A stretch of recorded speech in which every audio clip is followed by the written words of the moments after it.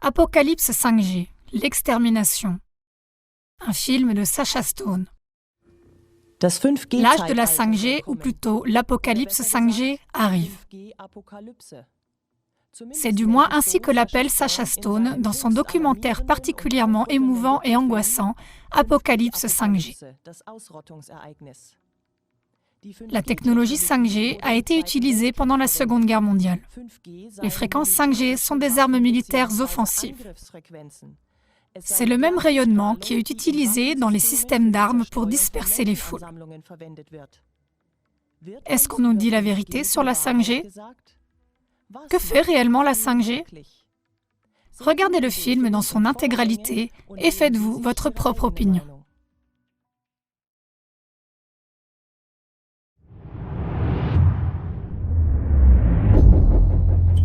It's important to understand what the 5G is doing and what they say it's doing. We're told on the IEEE beamforming document that this technology cooked your eyes like eggs in World War II.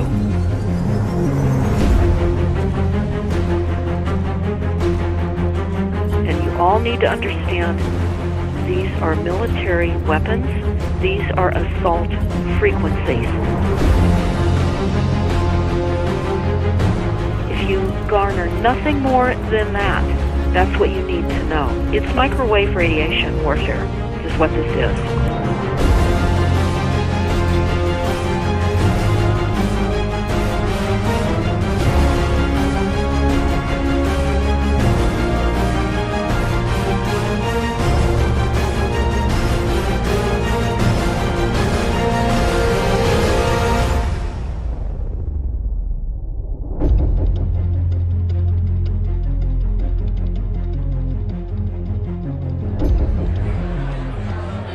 Ladies and gentlemen, please join me in welcoming to the National Press Club Federal Communications Commission Chairman Tom Wheeler. It's an honor to be here at the National Press Club. The first generation wireless, 1G, was voice. The second generation, 2G, allowed both talk and text. The third generation, 3G, the internet, in a limited way. And today's technology, 4G, completed that digital migration. But if anyone tells you that they know the details of what 5G is going to become, run the other way. This video is brought to you by the number 5 and the letter G. And pretty soon, everything else will be too. I have to tell people 5G is a killer. I'm Mark Steele. Anybody who hasn't heard me, I'm a weapons systems head-up display expert. I'm one of the leading experts in the world. I've actually broke cover in relation to this, and the reason I became an expert was because I invented them. What I'm going to say to you today, do not believe a single word I say. Not one. I want you to do your own research. You'll find it's absolutely terrifying. You got your body card? Aye, I have. Oh, good lad. Right, because I'm talking to that. This 5G roll-out is a weapon system. I've got a letter with central government because I know about weapon systems more than anything other. In Britain, in a place in the north of England called Gateshead, a scientist there called Mark Steele has been very publicly and actively warning people about the effects of LED streetlights, which he says in Gateshead are emitting now 5G. Right, what's the crack? Hey, lads. I'm just having a word with these Gateshead council workers about replacing these transmitters on these lights that are causing harm and assaulting the community. This is an existential threat to the economy, to the environment and humanity. If these transmitters are everywhere, then everyone's at risk, surely.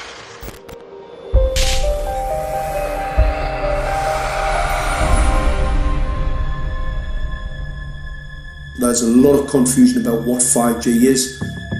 The G stands for generation. So you started off with the first transmitter system. Back in the 1980s. In the 80s, yeah. So you had 1G, then you had 2G. And as the generations moved on, you started to see more complex signal systems, cleverer pieces of antenna designs, etc., etc. So the whole thing became more data, quicker downloads, etc., etc. However, 5G is something completely different. Alright, let's get a breakdown. Let's tell the people what this really is. This is the 5G transmission device. Blinking heck, that's a hell of a beast, that, isn't it? These are the uninsurable transmitters. Just get a good look at that, guys, because obviously I know there's quite a few experts who want to see more detail about the transmitters and the chipsets. Just have a good look, boys. This is the control management system masquerade. There's an antenna there, you see that? What is this phased array antenna here? What's that? This is for phased array, alright? As you'll see, it's got a driver, it's got some chip there. It's one chip. Look at the chipsets on this. This is your dystopian world. What did Gateshead Council say? I'll tell you what, I think we better send some of these educated fools back to school, or just send them to prison, whichever's the easiest. I think prison's probably better. Alright, that's 5G, guys. That's 5G hardware. You must consider the whole part played by electricity in nature. Human beings cannot go on developing in the same way in an atmosphere permeated on all sides by electric currents and radiations. It has an influence on the whole development of man. This life of men in the midst of electricity, notably radiant electricity, will presently affect them in such a way that they will no longer be able to understand the news which they receive so rapidly. The effect is to damp down their intelligence. Such effects are already seen today. Even today, you can notice how people understand the things that come to them with far greater difficulty than they did a few decades ago. Rudolf Steiner, 1924. Rudolf Steiner noted that in 1924, since then our atmosphere has become far more permeated with electric waves of widely diverse types. There's no doubt now that electric waves, electromagnetic forces, cause direct biological effects. There's thousands of peer-reviewed papers on this subject. There's no doubt about it. But what are these effects? How are they affecting us? What can we do about it? We're now at a stage where we're putting in what's called 5G, which is a special type of broadcast for high-density information transfers. And it turns out that this is the same frequency bands that are used in crowd dispersal weaponry.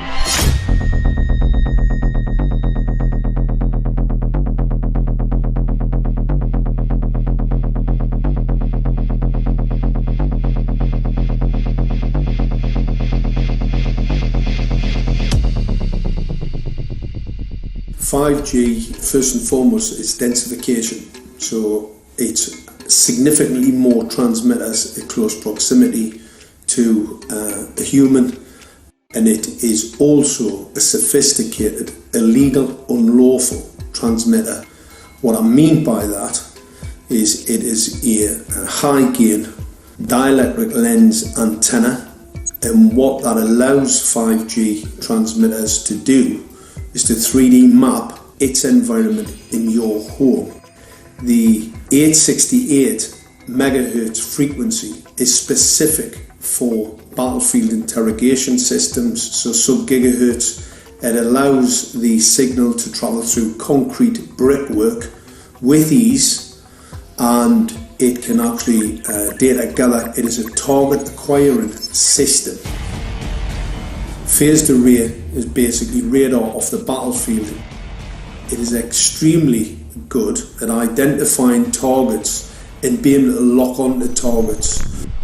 And not only that, it can specifically target you as an individual. So any judge sitting on an interesting case, let's say, any lawyer, any barrister, anybody doing any work that is potentially controversial, your life could be at threat.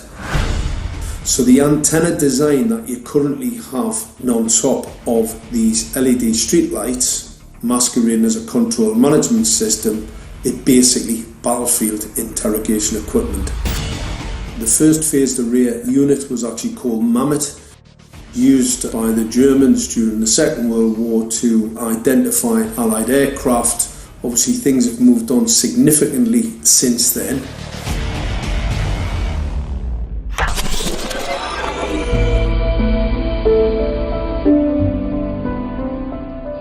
Well, I joined the Royal Navy in 1960, and I specialised in microwave warfare. Radar, obviously, which uses microwave, but they don't just teach you radar, they teach you all about microwaves and other uses. So I understood about microwave warfare and how it can damage people, how it can harm people. Microwaves then were used as weapons, as they are today. It is a perfect stealth weapon, and when governments don't like a group of people, for instance, the ladies who protest at Greenham Common in England about the American missile base they camped, they were microwaved. We microwaved Catholics in Northern Ireland to make them sick. It goes on all over the world, and it's a weapon that you don't know you're being targeted, because the dose is very, very low, which is actually more dangerous than a high dose. It's very, very low, and it may take a year or two, but you can cause neurological damage and cancers with low-level microwaves, and you can make all your opponents sick. It's a perfect weapon for a government. Our impulses are being redirected. We are living in an artificially induced state of consciousness that resembles sleep. Their intention to rule rests with the annihilation of consciousness. We have been lulled into a trance. They have made us indifferent to ourselves, to others. We are focused only on our own gain. Please understand, they are safe as long as they are not discovered. Keep us asleep, keep us selfish, keep us sedated. Almost immediately, I had neighbours knocking on the door, talking about children bleeding from the nose. I had images posted on Facebook. And one neighbour in particular came to my door and mentioned the fact that since the LED street lighting had been installed, she was bleeding from the nose every single night. I thought it was unbelievable. However, I spoke to another neighbour who lived not far from the first lady who mentioned this, and she also confirmed that since the LED street lighting had been installed, she also had started to develop nosebleeds and had never had nosebleeds before in her life. That then put me on a journey to investigate. I measured microwave radiation levels from the transmitters on top of the LED streetlights.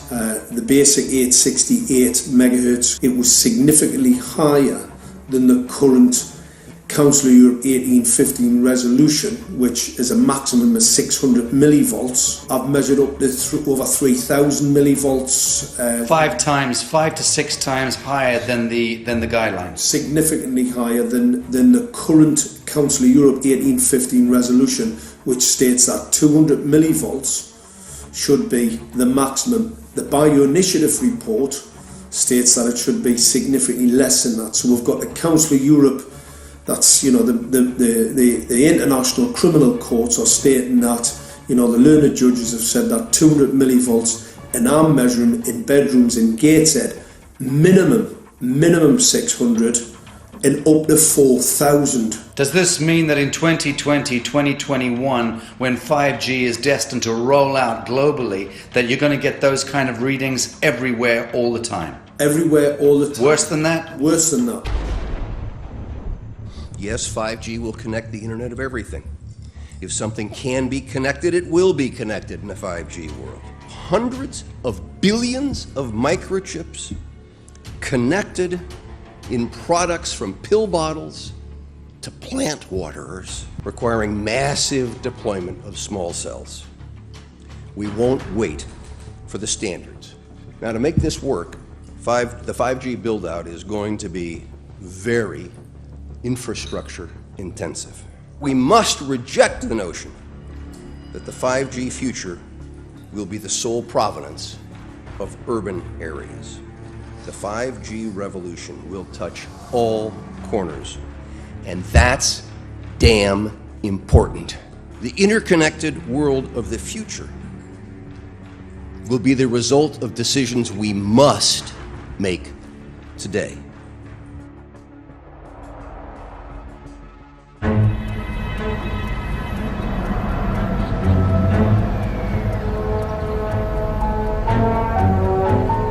The main issue before us today is Senate Bill 637 and Senate Bill 894, the former by Senator Hugh and the latter by Senator Knopf.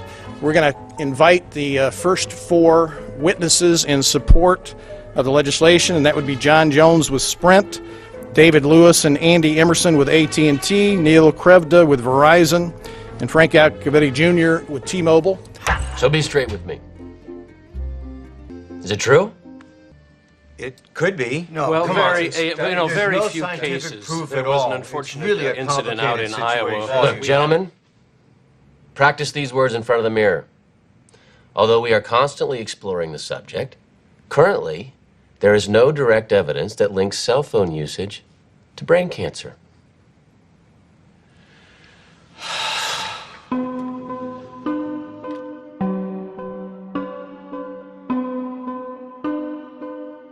I'm Sharon Goldberg. I'm an internal medicine physician. I've practiced medicine for 21 years, and my background is mostly academic, internal medicine, hospital-based, clinical research, and medical education. I'm a certified Microsoft small business specialist. I worked on space station designing the cabling system for the airlock module, where I was responsible for EMI, EMC analysis, which is electromagnetic interference, electromagnetic compatibility. I am a professor in the Department of Epidemiology, Biostatistics, and Occupational Health, and I teach there both toxicology and health effects of electromagnetic radiation. My name is Daphne Tachover, and I'm the founder of an organization called We Are the Evidence. We are an organization that represents the many adults and unfortunately many children who have become very sick from wireless technology radiation. There seems to be a couple false Easter eggs being put out there right now. I want to make sure we dispel that right off the gate. The effects of wireless on health scientifically are very, very clear. So it's always pushed back to the definition of an acceptable level of radiation. And that's what this is, by the way. This is about radiation. Wireless radiation has biological effects, period. My name is Dr. Angie Kolbeck. I've been reviewing the studies showing the impacts of wireless radiation on our health, and there are now thousands of studies showing the following adverse health impacts to wireless radiation: cancer, oxidative damage, DNA failure. Things like memory, dizziness, anxiety, brain fog. Headaches, nosebleeds, cognitive problem, exhaustion. We have evidence of DNA damage, cardiomyopathy, which is the precursor of congestive heart failure. Short and long-term memory loss, decreased attention spans, lower reaction times, even involuntary contractions of muscles causing misalignments of spines and jaws. Breast cancer. We suddenly have breast cancer in women who have no DNA predisposition. Disrupted immune function and change in stress proteins, reproductive and fertility effects. There are dozens and dozens of studies that show beyond any doubt what this radiation is doing to our sperm. Now, if you take the cell phone out of your pocket, the sperm will recuperate within 3 to 4 months. What would not recuperate would be the damage to the DNA of the sperm. That is irreparable. The wife of the ex-governor of Indiana was diagnosed with glioblastoma. Same brain tumor Ted Kennedy had and John McCain had. Did you look at John McCain's car? This is a cell phone brain tumor. LeBron James, one of our sports people, had a salivary gland tumor. That is another cell phone tumor. You didn't hear about it because immediately after that was discovered, he was paid by Samsung to become their spokesperson. We are seeing increases in brain tumors. We're seeing increases in Alzheimer's. We're seeing increases in all of the neurotransmitter diseases, ALS, Lou Gehrig's disease, Parkinson's. These are all disease systems that are known to be associated with low-level energy exposures. We talk about 24/7, around-the-clock exposure, wherever you are, and your whole body. You never get away from it. And it seems from our studies that maybe your immune system can cope with for a time, but it will deteriorate. Then the irradiation will definitely damage cells at the deeper level, and the question is what will then happen? These are out of peer-reviewed papers, so these are not just hypochondriacs thinking that they're doing it. We're having real problems with this. This is no longer a subject for debate when you look at PubMed and the peer-reviewed literature. These effects are seen in all life forms: plants, animals, insects, microbes. So 5G is not a conversation about whether or not these biological effects exist. They clearly do. There is scientifically evidence that is so strong that you can be certain that the standards used by the SCC to manage health effects are wrong. We need to start measuring how much radiation are people being exposed to before we roll out 5G. There are 4 kinds of electromagnetic fields that we know are harmful to human health. So radio frequency radiation, magnetic fields, dirty electricity, and electric fields, okay? Our exposure, any given person, and all humans are affected by EMFs. What is our exposure in a day? It's not one cell phone. It's cell phones, it's multiple wireless networks, it's smart meters, it's cell towers. It's this sandwich, and it all adds up. The data we're going to look at are all published science, testing results, or public standards. At the bottom end of the radiation scale of what's called power density, or signal strength, is the minimum level at which cell phones will work, which was found to be 0.2 billionths of a microwatt per centimeter squared. Pine needles were found to age prematurely at 0.000027. At short-term exposures of 0.05, children aged 8 to 17 experienced headache, irritation, concentration difficulties, and behavioral problems. 0.1 is the biobiology or building biology guideline for extreme concern. 1.0 produced sperm DNA fragmentation and a decrease in sperm viability in vitro. Also at 1.0, the science shows the following bodily effects can occur: headaches, dizziness, fatigue, insomnia, chest pain, difficulty breathing, and indigestion. 2.5 saw altered calcium metabolism in heart muscle cells. 4.0, changes in the hippocampus affecting brain memory and learning. And at 6.0, DNA damage in cells. So where are smart meters on this list? Electrical Power Institute in December 2010 measured a single Itron smart meter with pulses up to 7.93 microwatts per centimeter squared. Our own testing indicated approximately 8.0 with 1 meter. These tests are at a close distance, approximately 1 foot away from the meter, but an infant's crib could be just as close on the other side of the wall where the meter or bank of meters are installed. Even though there are all these known health effects at levels far lower, Switzerland, Liechtenstein, and Luxembourg see fit to set the standard at 9.5. And China, Poland, and Russia, 10.0. This is the same level at which behavior has been altered, producing reflexes of avoidance following 30-minute exposures.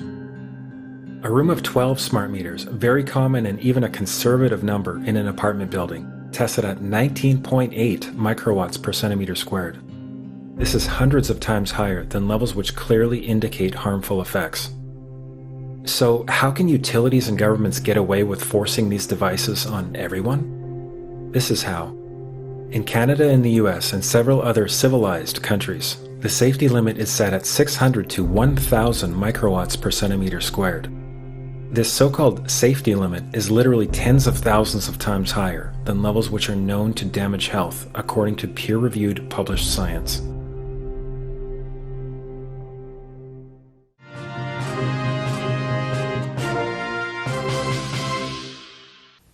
Faster, better, more reliable internet. That's the promise of 5G technology, but there is also the peril. Health hazards associated with radio frequency that is higher also and requires more transmitters and antennas.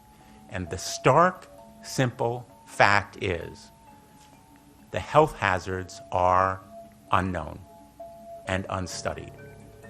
And that is a sign of neglect and disregard on the part of the Federal Communications Commission that seems unacceptable. There have been no answers so far. The FCC basically has said everything's fine, but in order to reach a conclusion about the health and safety of this new technology, we need facts. Mr. Chairman, thank you for having this hearing. 5G, as you well know, also uses higher frequency waves that don't travel as far and will rely on a network of hundreds of thousands, potentially millions of small cell sites. And the question then is, are there any health implications, any public safety implications to those additional sites that are likely to be located close to homes, schools, workplaces, and closer to the ground? Correct? Correct, Senator. Yes. So my question for you, particularly Mr. Gillen and Mr. Perry, how much money has the industry committed to supporting additional independent research? I stress independent research. Is that independent research ongoing? Has any been completed? Where can consumers look for it? And we're talking about research on the biological effects of this new technology. Thank you, Senator. I think, thank you for your focus on the issue. Safety is paramount, and as you alluded to, we rely on the expert agencies, we rely on the findings of the FDA and others as to the requirements to keep all of us safe. There are no industry-backed studies, to my knowledge right now. Happy to visit with you as to what opportunities you think there needs to be more studies, and we're always for more science. We also rely on what the scientists tell us. So essentially, the answer to my question, how much money? Zero. I can certainly follow up with you, Senator. To my knowledge, there's no active studies being backed by industry today. Anybody else know of industry commitments to back research, fund it, support it, to ascertain scientifically the health effect?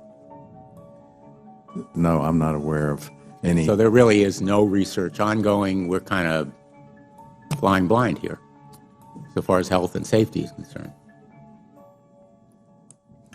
Thank you, Mr. Chairman.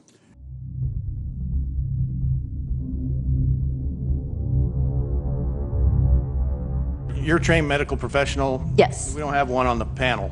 What are we to make with of the American Cancer Society, for example, telling us there's no evidence of harmful product? Many of these organizations have conflicts of interest. Very briefly, if you can, what do you mean by conflict of interest? One of the first things that you teach residents is that you always have to look at the funding.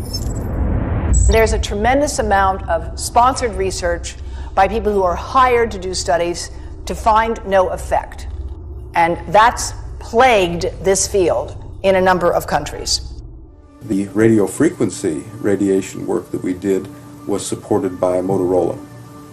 The relationship was really very cordial and very stress-free, but only up until we started generating data. These folks were very, very upset and began to talk about how are they going to handle this, what sort of spin can we put on this, what can we expect from this, and from that point on the relationship changed. What we saw was that Motorola began to exert more and more control over the work, telling us what to do, telling us how to write abstracts, what to say in the abstracts, what to say in the papers, how to do the work. No, don't do this. Yes, do it this way. This was unacceptable. I had completed our study of DNA damage, and I submitted the final report to Motorola. They simply weren't willing to accept my interpretation of my study, my evaluation of my study, my knowledge of science at that point, and tried to urge me not to publish the study. Did you hear about people coming to you as far as having complaints about illness? We were made aware of health complaints following installation of smart meters, and we wanted to verify this using our field work. So I measured the field of about 30 different people while they stood 1 foot in front of the smart meter, and in every single case, the human energy field was obliterated as they stood in front of the smart meter. So in our first slides, what we see is normal cells, and the structure of the cells is intact and sound. This is what we would expect from a normal sample. So after 2 minutes of exposure in front of the smart meter at about 1 foot away, we see a totally different story. Sample 1, you can see a lot of degradation in the cells. The cell walls have been broken, and you see changes in the cells which are called mycoplasma. It shows a mutation to the cell. In the second sample, we see a different type of degradation to the cell membranes. You can see a corrugation here. This is called bottle cap formation, and it's known that this occurs due to oxidation or exposure to free radicals. So this third subject, when we did her sample, she had to be pulled away from the meter after 45 seconds because she complained about an increasingly severe headache. And here you see a phenomenon called rouleau, where the red blood cells are stacking up, which makes it very difficult for the blood to deliver oxygen to the tissues as they would be their normal function. Every single one of these is a degradation. Every single one of these shows a trauma to the blood cells, and that came from something, and the only variable was the smart meter. The good news in all this is the patient and the blood can return to normal once they have been removed from the influences of these stressors.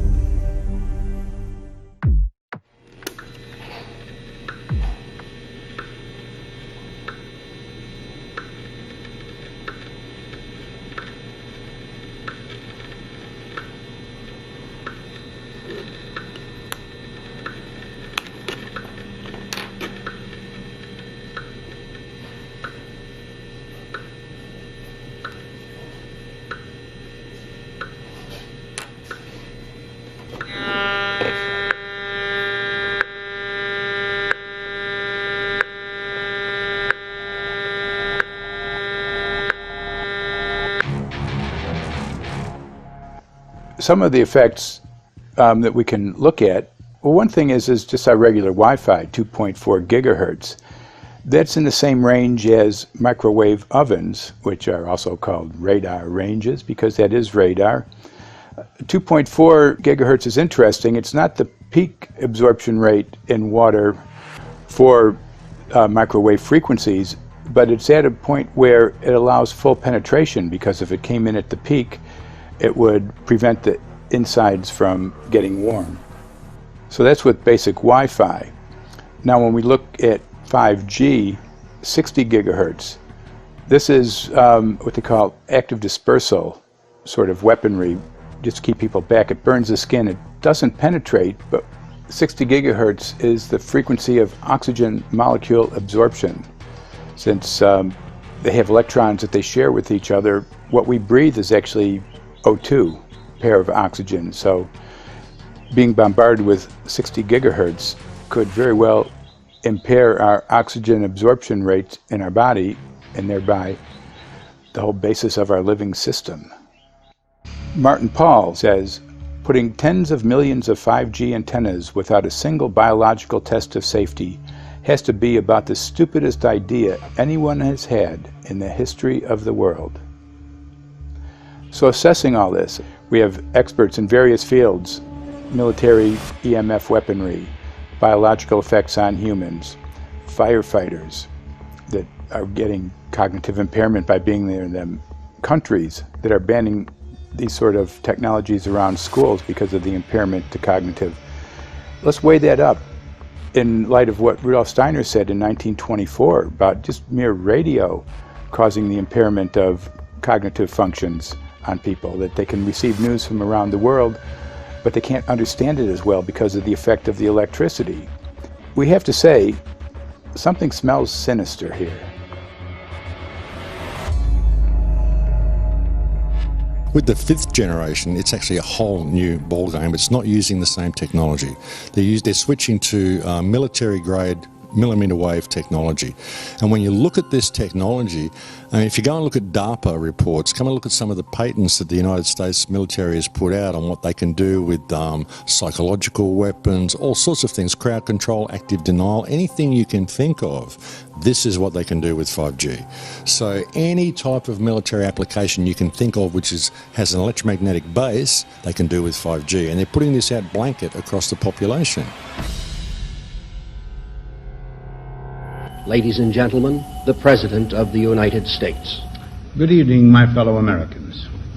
In the councils of government, we must guard against the acquisition of unwarranted influence, whether sought or unsought, by the military-industrial complex. The potential for the disastrous rise of misplaced power exists and will persist. We must never let the weight of this combination endanger our liberties or democratic processes.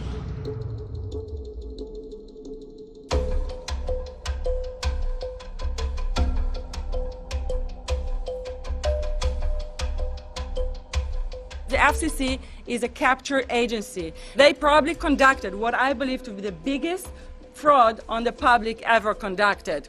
The FCC has been described by Harvard University's Center for Ethics writer Norman Alster as the most captured agency in D.C., acting more as an industry cheerleader than a regulator.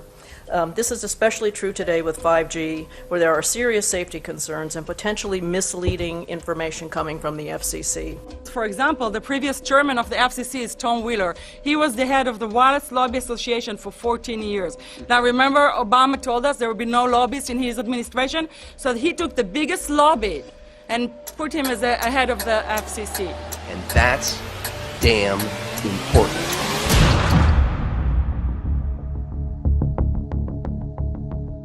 In 1993, the FCC started a rulemaking to adopt the IEEE regulations on this issue.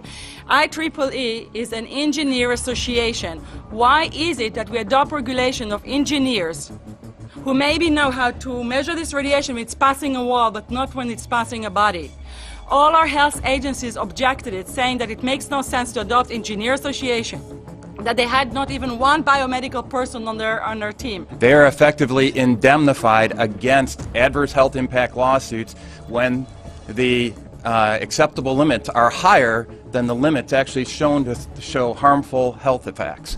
The FCC guidelines were developed for short-term exposures, 6 minutes, 30 minutes, depending on it's a phone or an outdoor exposure.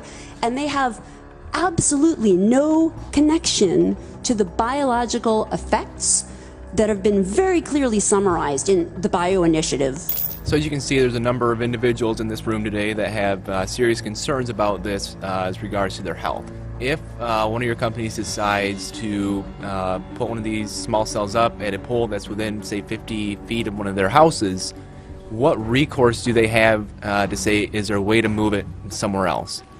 There's language in the bill so that the authority can require the applicant to come forth with certification of compliance with the FCC's rules related to radio frequency emission. Remember that denial of request or denial permit request that you can put in? It's going to point back to the acceptable levels as determined by the FCC. Not the EPA or not the CDC, the ones who usually take care of health concerns, but by the FCC, which is staffed by former members of the telecommunication industry. That's the fox guarding the hen house. It's a fact that most insurance companies will not indemnify against EMF effects. Telecom companies around the world are warning their investors of potential major costs due to real or alleged risks of EMF pollution from their products. Interestingly enough, they're warning their investors, but they're not telling their customers. They're basically keeping it quiet because that's where their money comes from. So we're using technology that could be very potentially harmful to us, and the investors know it. But their only worry is that they might lose money, not that our health might be affected. First also, I think what you should really think about is why is it that they're not insured? It's not that they chose to be self-insured. They actually rejected by the insurance company from being insured because they understand the risk. And so the insurance companies, the big insurance companies, will not insure the telecommunications? So there's insurance companies, and then there's what's called secondary insurance companies. Secondary insurance companies are the insurance companies that insure the insurance companies. So in an event, an insurance company, let's say I insure Verizon, and it may not be able to meet the claims, then the secondary insurance company is kicking in. Like Lloyd's of London? Sorry? Like yes, Lloyd's of exactly. London? So two leading ones would be Lloyd's of London and Swiss Re. Both told the insurance company not to insure the wireless industry, and this is why they're not insured. And that should give you a hint. Now, this is exactly why they have to prevent a health lawsuit. And how do they prevent lawsuit? That goes back to Section 704.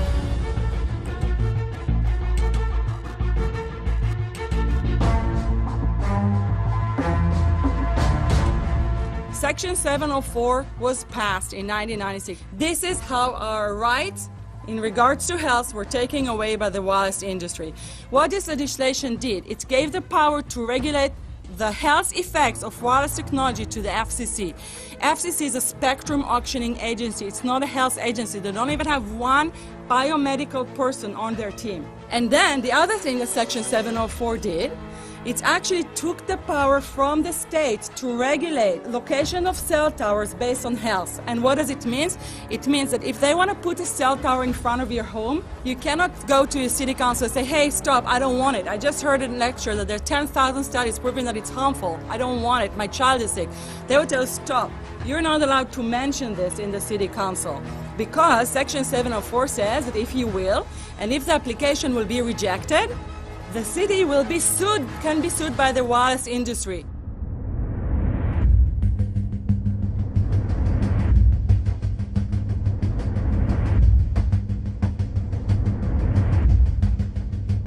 A major U.S. government study on rats finds a link between cell phones and cancer. Very first government study linking the radiation from cell phones to cancer. 2-decade, $30 million federal study out today found there is some evidence of a link between cell phone radiation and brain cancer. Professor, what is the NDP? I've heard that study several times. NDP is what? So it's a $25 million study on rats and mice that was supposed to demonstrate that there were no effects of radiation below thermal. And in fact, it demonstrated exactly the opposite. And it follows on the heels of two major studies on animals that said exactly the same thing. And that study was designed perfectly to make sure that it cannot be challenged, that there will not be any doubt. That's why it took them 14 years. That's how they prevented discussion of health. And why do they want to prevent discussion of health if there's no problem with health? Simply put, FCC is completely unprepared, unable, and possibly unwilling to oversee 5G for safety, even as it barrels toward us. They are falling back on tired definitions and panaceas long since disproven by science. To make matters worse, recent FCC rulings and numerous industry-friendly bills passed at state and federal levels between 2016 and 2018 removed the last vestiges of local and state review over infrastructure siting, just when we need it the most. When those first studies were performed years and years ago, nobody knew about the importance of the microbiome, the role of the microbiome and the immune system, and even less the role of the microbiota inside our brains, that is, the microbes that are normally resident inside our brains, whose influence on brain function is nothing but immense. And you may think, well, who cares about the microbes? The less microbes we have, the better it is. Well, we know by now that this is not absolutely the case, because microbes are truly essential for the development and function of all our organs and systems. Our immune system is based on the microbes we have in our gut. And our brain also has microbes that influence its function. In tests, it's been found things like mold. If you grow mold inside a Faraday cage, it'll grow one way, and then even if the electromagnetic fields are around, take the Faraday cage away and some sort of 600 biotoxins are developed within the mold because of the effects of the EMFs upon it. Electromagnetic fields, even of weak quality have an effect upon our microbiome, which is really essential to our whole being. This is going to eviscerate microbial DNA inside human beings, which is our effective operating system, number one. So it may not impact human DNA in laboratory experiments right now, and they're saying it doesn't impact human DNA. But given that human DNA is less than 1% of the cellular DNA in the human body, the rest of the cellular DNA is microbial, and we know that this will eviscerate microbial DNA. So we're talking about a takedown of the operating system of human beings. Exactly. I couldn't have put it better myself.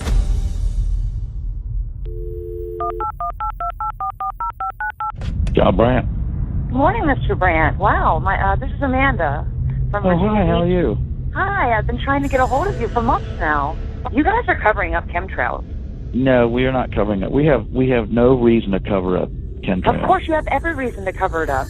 Every reason. It's called What losing your reasons job. would that be? Oh, well, you personally, you would lose your job if you were to reveal anything to me, and it's probably unsafe for you to even be speaking about this, No, considering it's not the types of individuals you work for. It's not unsafe. There's, It is unsafe. There's no problem with us talking on. You're a citizen. You're making a complaint. Oh, Lord, have is- mercy on myself. It's a complaint in an area that we don't have authority to regulate.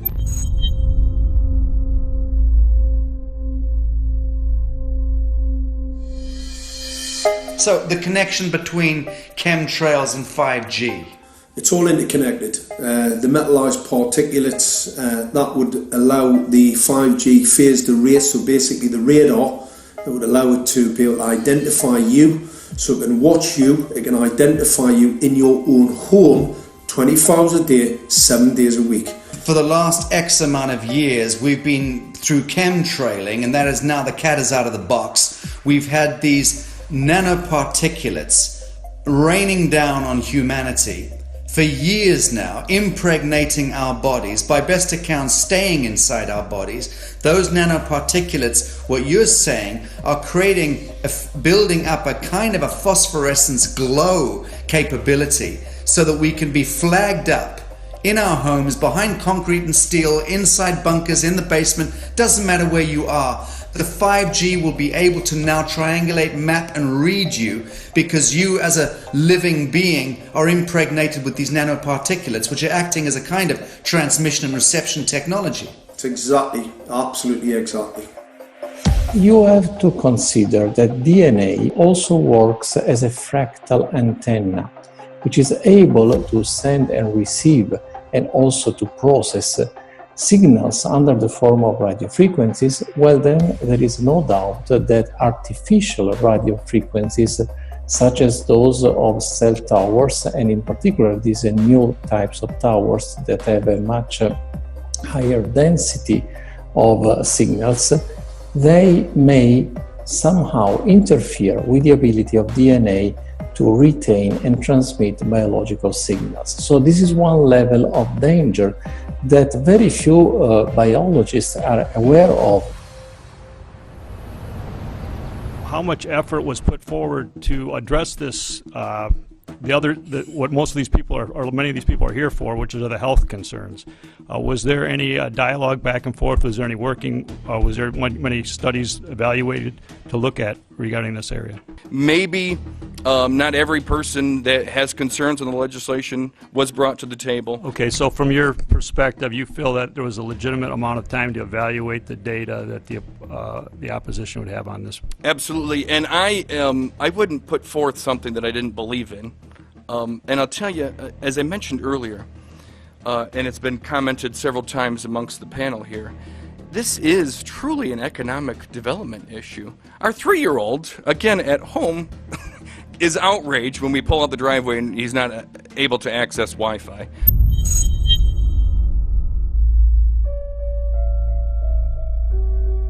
I think anyone who puts Wi-Fi into a school should be locked up for the rest of their life. I really do. I think they're not fit to walk on the surface of this planet because they haven't looked at the research, and whatever incentive they have, it is not worth the genetic problems that parents are going to face with their children when they're born. France has banned Wi-Fi in nursery schools and put warnings out for regular schools because they're finding there's impaired learning capacity in children when they're around Wi-Fi. And they have to put up warning signs where they put Wi-Fi transmitters. When I got sick and I learned that they're putting Wi-Fi in the schools in Israel, I was very sick at the time, but I could not tolerate the thought that children in the schools will become as sick as I have. And after a few months of correspondence, I submitted a Supreme Court case in Israel to ban the use of Wi-Fi in the schools and replace them with wired network.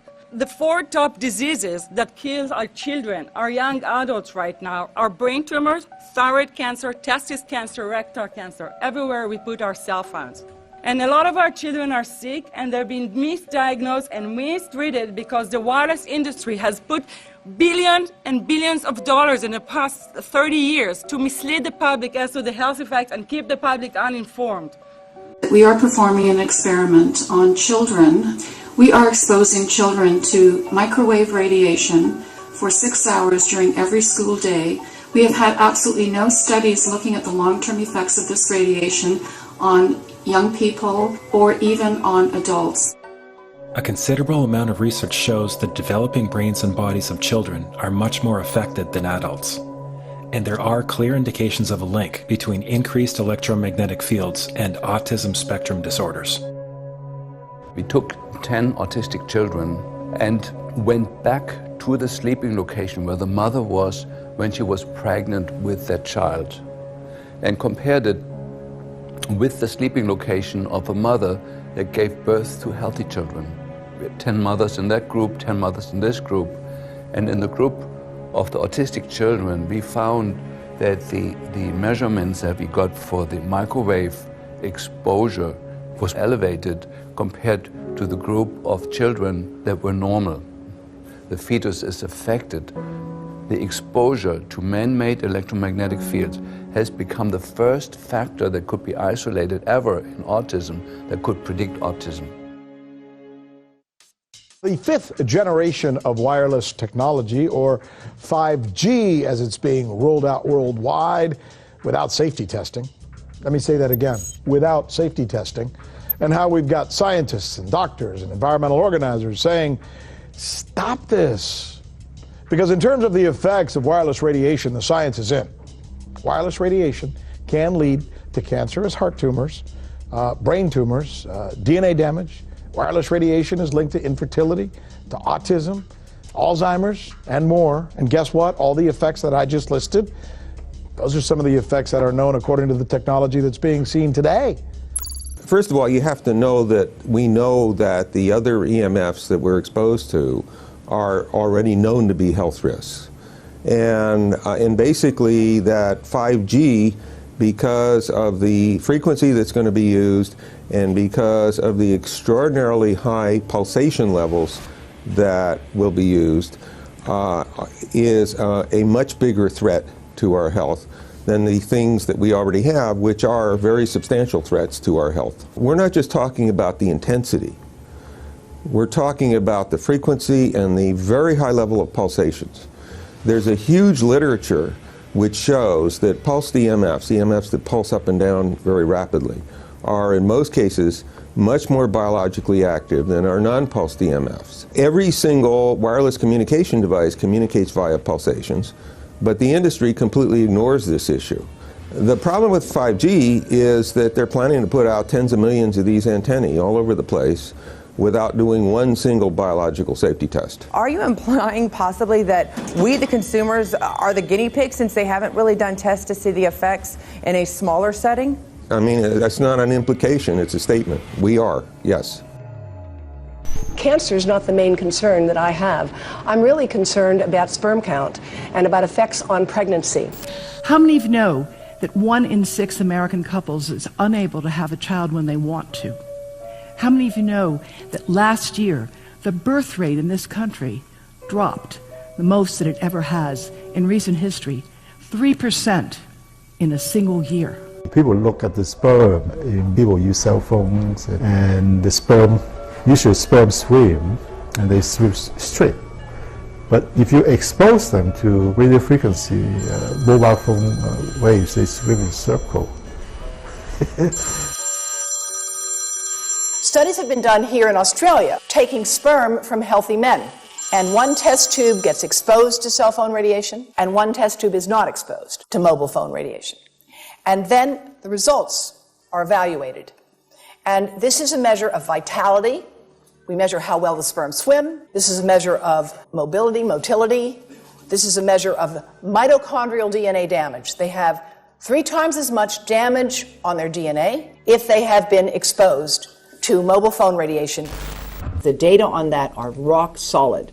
Cell phones can damage sperm quantity and quality. Your embryo, your uterus in the fetus, where your child is developing for the first 100 days, in the ovaries, the eggs do not have that protection. So they are at maximum risk from radiation. And for the first month or so, you wouldn't even know you were pregnant. You wouldn't even be taking precautions. That is the main danger area. So you give birth to a daughter, but her ovaries are now contaminated. She may be normal, she may be genetically damaged, but her ovaries are at the most risk. So when your daughter grows up and she becomes pregnant and has a baby, this is where one of these eggs will be fertilized and come out. So the real damage here is your grandchildren. That is where it is going to show most.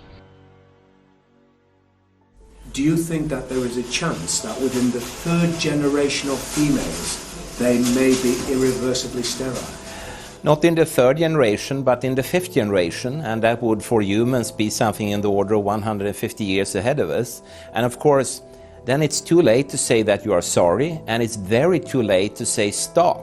There is a wealth of papers. I mean, we're talking about thousands of published papers in the scientific literature, few of which, or sometimes none of which, have entered the official documentations from authorities and likewise. So I think it's really time to have an independent compilation of data. Such was done at August 31st, 2007 in the form of the Bioinitiative report, of which I was one of the authors. And then we put together approximately 2,000 scientific references on a little bit more than 600 pages, clearly saying that if you, for instance, if you are a rat or a mouse or a cell or a molecule, you should definitely not allow yourself to be exposed to this.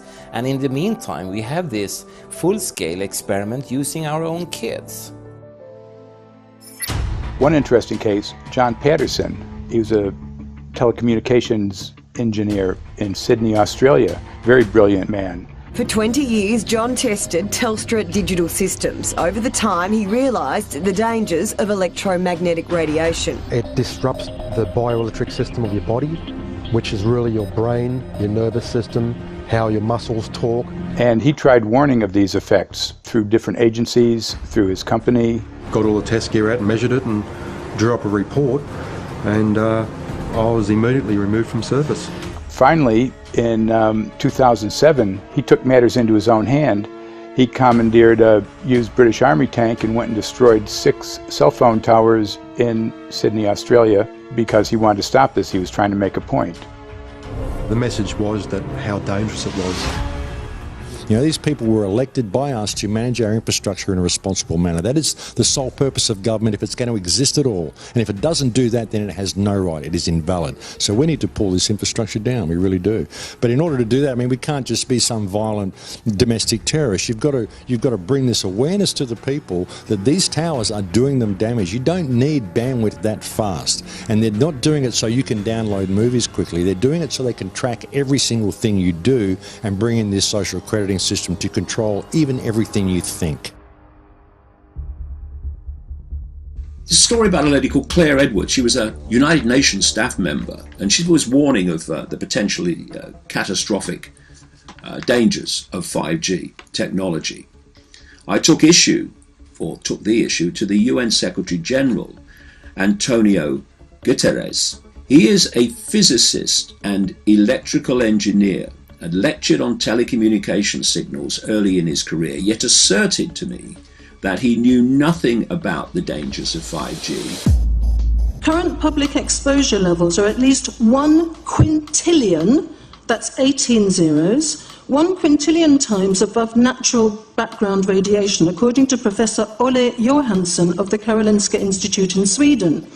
The highly dangerous biological effects of EMFs have been documented by thousands of studies since 1932, indicating that we may be facing a global health catastrophe orders of magnitude worse than those caused by tobacco and cigarettes. 5G is designed to deliver concentrated and focused electromagnetic radiation in excess of 100 times current levels in the same way as do directed energy weapons. There is currently an international appeal signed by 237 EMF scientists from 41 nations urging the UN and particularly the WHO to exert strong leadership in fostering the development of more protective EMF guidelines, encouraging precautionary measures and educating the public about the considerable health risks, particularly the risks to children and fetal development. Sorry, because we are talking with someone that is a little bit ignorant on these things. You're talking to the Wi-Fi systems? I become worried because I put those devices in my house. I will have to, I confess my ignorance on this. We will have to, but I'm going to raise this with WHO, which I think is the organization that might be able to deal with it properly, because I must confess I was not aware of that danger.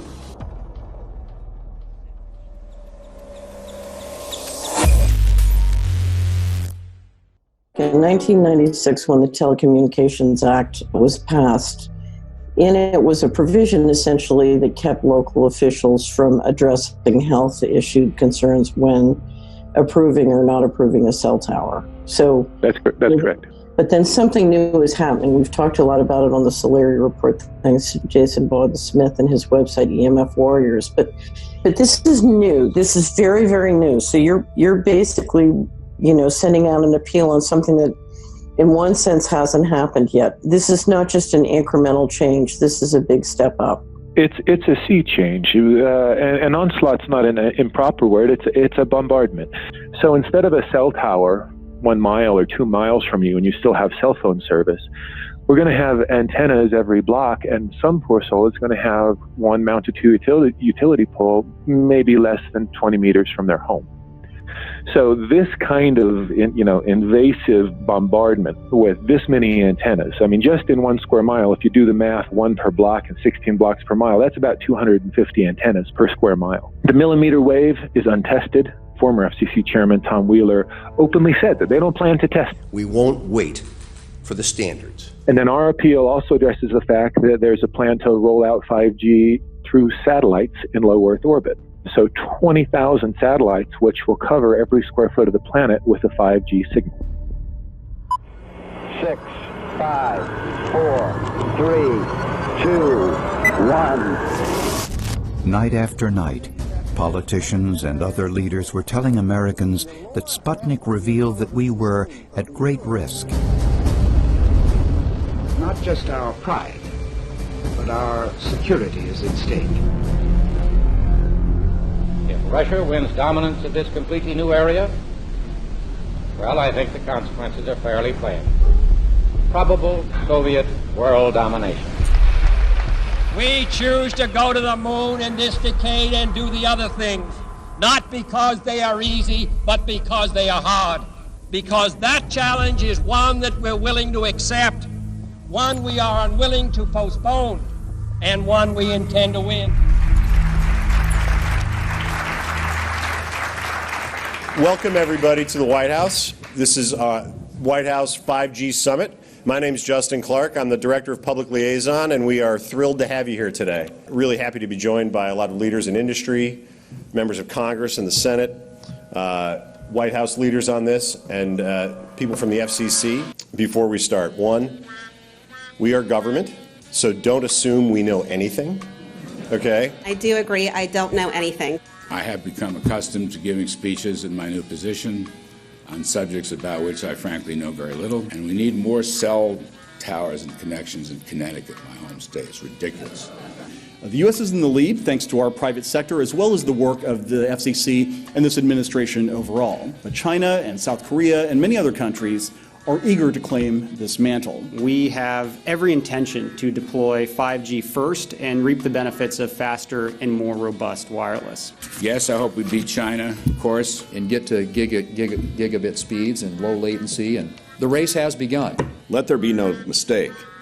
The race to 5G is a sprint. Winning the global race to 5G, it's a national priority. We must bear in mind the national security implications of winning the race on 5G. Today we're talking about the importance of being first in 5G, continued commitment to putting America first in the race to 5G. We're calling it America First, 5G First. Well, our strategy is called the 5G FAST Plan, a plan to facilitate America's superiority in 5G technology. Connected devices for health applications, which I love, has the capacity to make people healthier, as I understand it, a lot of medical applications. Industry is not asking the government for money to build 5G networks.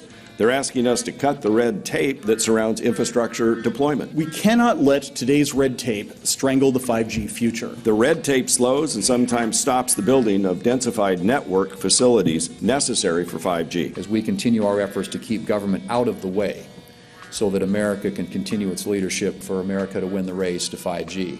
One path is the government regulatory path. The other path is the private enterprise free market. Gales of creative destruction, Schumpeter path. Have you ever heard that? Gales of creative destruction. It just means let it rip. The new replaces the old. With 5G, we're on the cusp of another era of American innovation. It means an even more connected world for everyone around us, unlocking the potential of the Internet of Things to become safer, healthier, and more sustainable for our future. You know, sometimes, look, we all believe in the 10th Amendment, but sometimes you have to override it.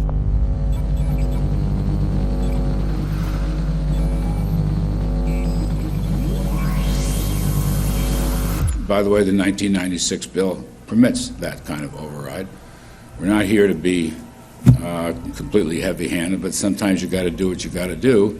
And some of these states or cities that don't want to cooperate want to shake us down. We can't allow obstacles and barriers to stop this movement. That's all.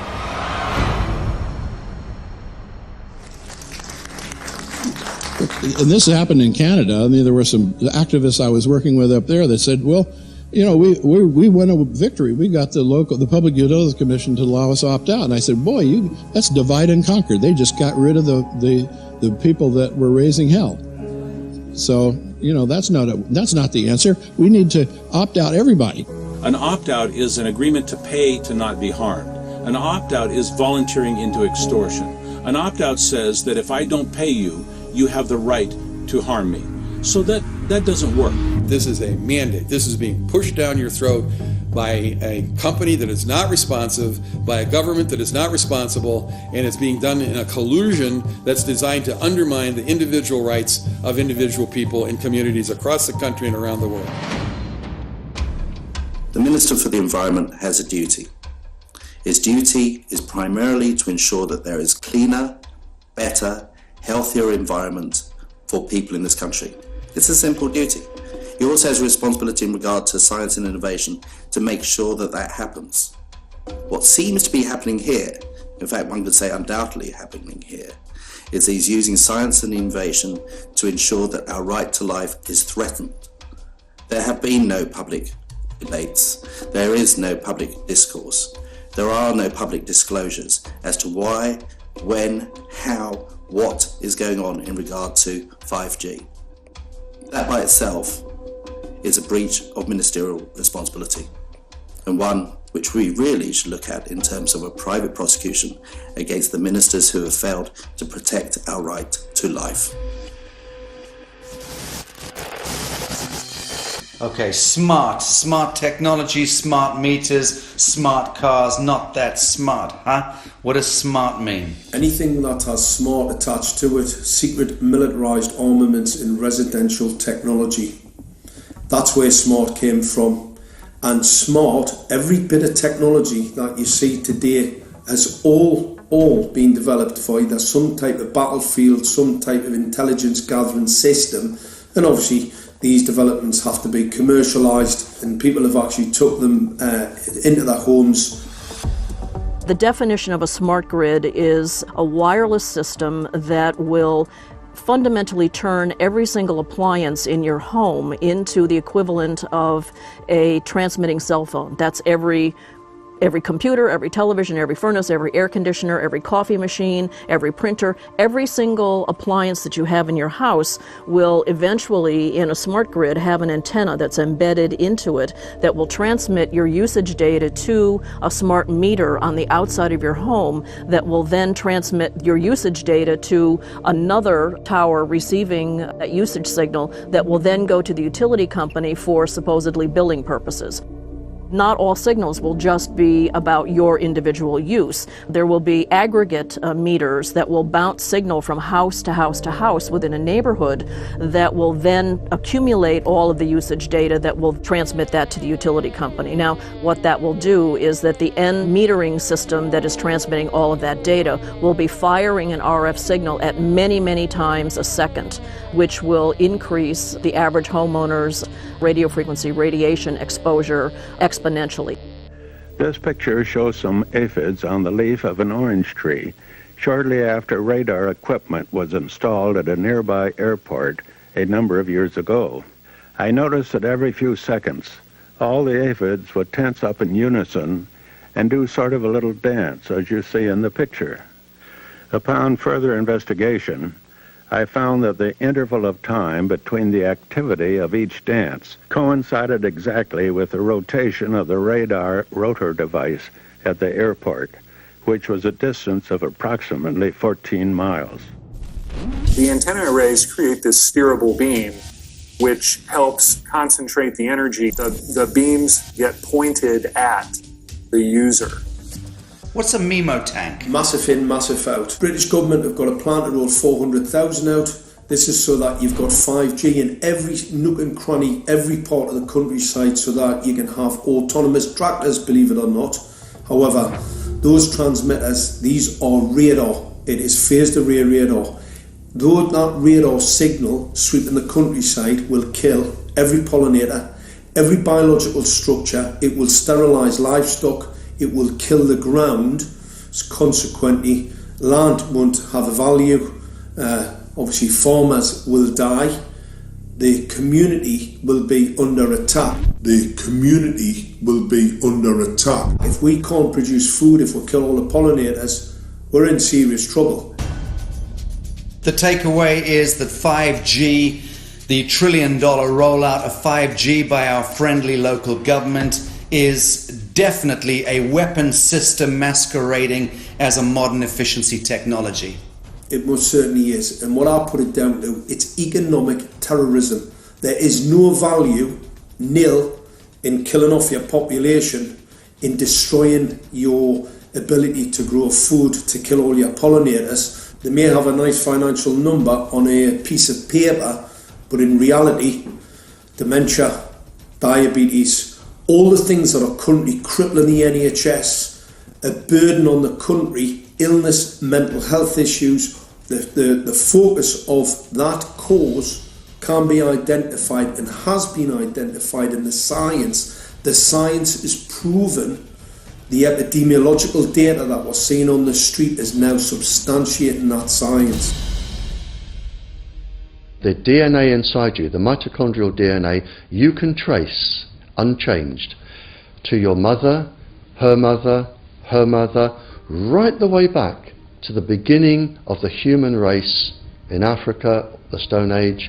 It is unchanged, the mitochondria, and that is being unchanged in your children, which means if you damage it, your child could be genetically damaged, then her child, and her child, and her child, forever. You are condemning the future generations of every single child. There is, however, a light at the end of the tunnel, or there is some ray of hope. Thanks to the principles of biological quantum entanglement that we have learned how to exploit in the field of biology and medicine, now we can transfer the information from the microbial DNA to the human DNA. And in so doing, we can train, so to speak, the microbes to withstand whatever extreme condition they are exposed to, including this new technology. And then we can train them to transfer this resilience of theirs to our DNA.